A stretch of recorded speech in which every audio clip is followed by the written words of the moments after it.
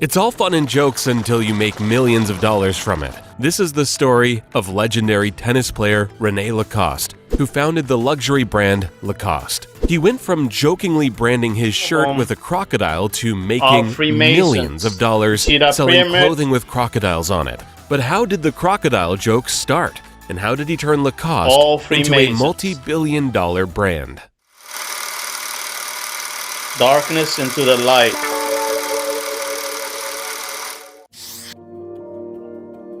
René Lacoste was born on the 2nd of July, 1904, in Paris, France. His parents, Jean-Marie Magdeleine Laroullet and Jean-Jules Lacoste, were upperclassmen in society, so René could do whatever he wanted. However, he took an interest in tennis when he was 15 years old. René enjoyed playing tennis so much that he wanted to make a career out of it. His father, Jean-Jules Lacoste, was not intrigued with the possibility of a tennis career for his son, because René was not as skilled as the top tennis players. After seeing his son's passion for tennis, Jean-Jules Lacoste eventually gave René his blessing on the condition that he become a world champion in 5 years. This was an enormous challenge, but René wanted to prove himself to his father, so he began intense training for 3 years.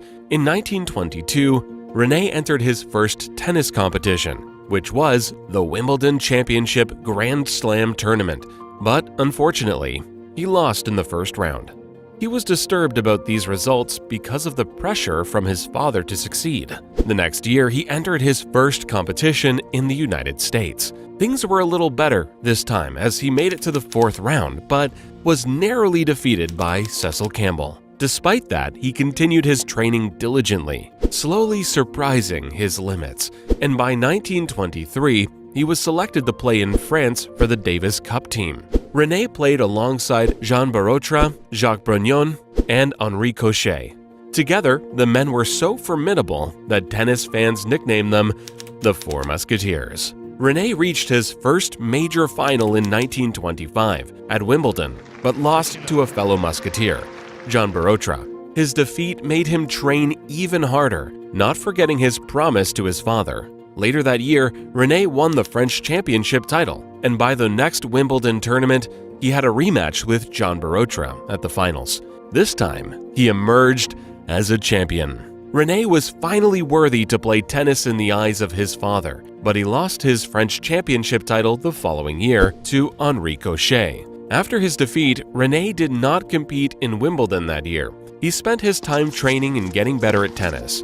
In September 1926, he competed in the U.S. National Championship, and his last match was once again against Jean Barotra. He won the championship match against Jean and was ranked #1 tennis player for 1926 by the Daily Telegraph. René is also attributed with inventing the tennis ball machine, and he has had more phenomenal conquests in his tennis career. But how did any of these lead to the creation of the Lacoste brand?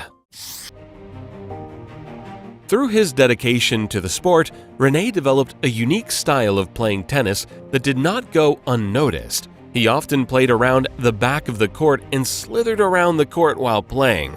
In 1926, the French Davis Cup team reached the World Group Final, and they lost to the US team. However, something phenomenal happened in the last tournament that intrigued American journalists. The American team had Bill Tilden as their best player. He was well known for having an undefeated winning streak in tennis championships. Bill Tilden's opponent for the World Cup final was René, and every tennis enthusiast in the world was on the edge of their seat. To the surprise of everyone, René pulled off an upset to triumph over Bill by winning the 4-set game against him. The American journalists present at the game noticed René's phenomenal style of playing and nicknamed him the Crocodile. Although the team lost the finals, this one win boosted their chances of winning the cup the following year. Then, René defeated Bill again in the next World Group Final in one of his 3 matches against him. The Crocodile nickname made its way to France, and René loved it, admitting that the name highlighted his tenacity on the tennis courts and dedication to never giving up on his prey.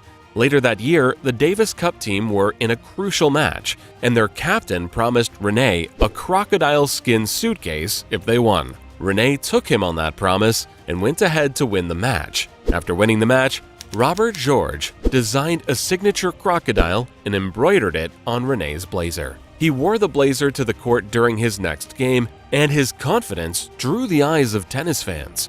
Although Rene had been wearing the crocodile-branded blazer to every game, it wasn't until 5 years later that the Lacoste brand finally launched. Having trained from a very young age, Rene made some observations about his personal experience. He realized that a long-sleeved button-up shirt was very uncomfortable to play in and did not enhance the player's flexibility. This observation led to him designing the first version of the official tennis uniform today. But it was still in the production stage and did not launch yet. In 1933, Rene asked André Gillier, the owner of the largest French knitwear manufacturing firm at the time, to embroider the crocodile on the front of his tennis shirt, which he wore to the next game. After that, they produced more t-shirts, and this migrated into a business. The company was officially registered as La Société Chemise Lacoste, and it used Rene as the brand ambassador. Rene's sportswear was revolutionary at the time because it was a short-sleeved jersey knit polo shirt instead of the traditional button-up shirt. Rene's sportswear grew even more popular, yet they could not gain a license to sell their products under the Lacoste brand name in the United States. In 1950, Lacoste started a partnership with a corporation in the United States called Izod. They created a sub-brand called Izod Lacoste that produces Lacoste-branded clothing. Lacoste started by producing only white-collared branded sportswear, but from 1950, after their partnership with Izod, they started producing shirts of other colors.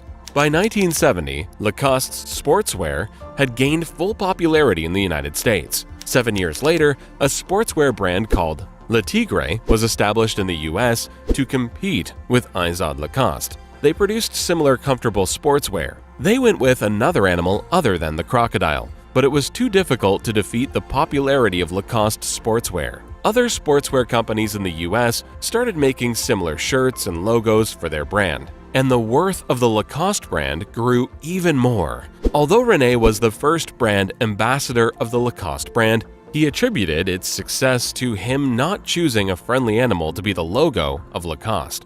Even after his retirement from tennis in 1932, Rene continued to design innovative sports goods. In the 1960s, he designed an unprecedented steel racket in the 1960s, which was used by Jimmy Connors and other top players. His expanded Lacoste sporting territory from just sportswear to sport goods. In 1964, Rene's son Bernard Lacoste took over the company.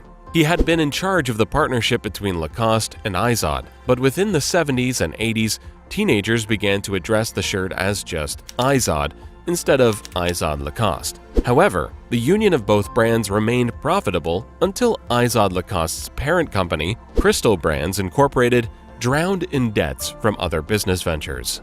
The company tried to separate Izod and Lacoste to repay the debts, but eventually, Crystal had to sell their half of Lacoste back to the original French company, while Izod was sold to another company.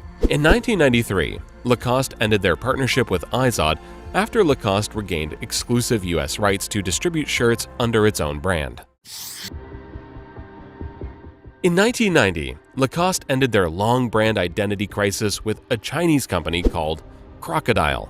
After this was settled, Bernard Lacoste decided they needed new management to take the company forward. On the 12th of October 1996, the crocodile, Rene Lacoste, died at 92 years old. The company mourned the loss of their founder, but looked forward to the future. In 2000, started by changing the creative director of Lacoste from Gilles Rosier to Christophe Lemaire. This decision helped re-establish Lacoste's popularity as not just a sportswear company, but also a luxury fashion brand. Under the new administration, Lacoste diversified their products away from just clothing. Lacoste branched out into other areas of fashion and began producing footwear, eyewear, leather goods, lingerie, perfume, towels, and watches. In 2005, Bernard Lacoste fell sick and handed over the company to his younger brother, Michael Lacoste. Michael had worked in the company with his brother for years, so he was more than capable of carrying on the legacy. On the 21st of March, 2006, Bernard died, and the company mourned the loss of another president. Lacoste began licensing its trademark to other companies after Michael took over its administration. However, that decision changed in a few years. Although Lacoste polo shirts are manufactured under license in Thailand and China, Devonlay now owns an exclusive license to Lacoste clothes worldwide. The company gained greater heights and continued to expand their territory. In 2007, Lacoste introduced an e-commerce site for the US market, and by 2010, Lacoste began using celebrities as brand ambassadors. The most recent of which is tennis player Novak Djokovic. He was named the new crocodile. I'm proud to be the new crocodile. After the brand originator, René Lacoste. Hence, Novak was given a brand ambassador 5-year contract that started in 2017. Today, the crocodile logo of the Lacoste brand speaks for the company. The brand is extremely popular, with millions of fans on and off social media from diverse communities. Lacoste started the René Lacoste Foundation to help children play sports in school and give them a supportive community. It has grown from a company named after a joke to a brand worth $1 billion. Have you seen designer clothing with a crocodile symbol on it? What did you think it meant? Have you tried buying a product by the Lacoste brand? Was it too expensive? Comment your thoughts below. Don't forget to like this video and check out other videos on our channel.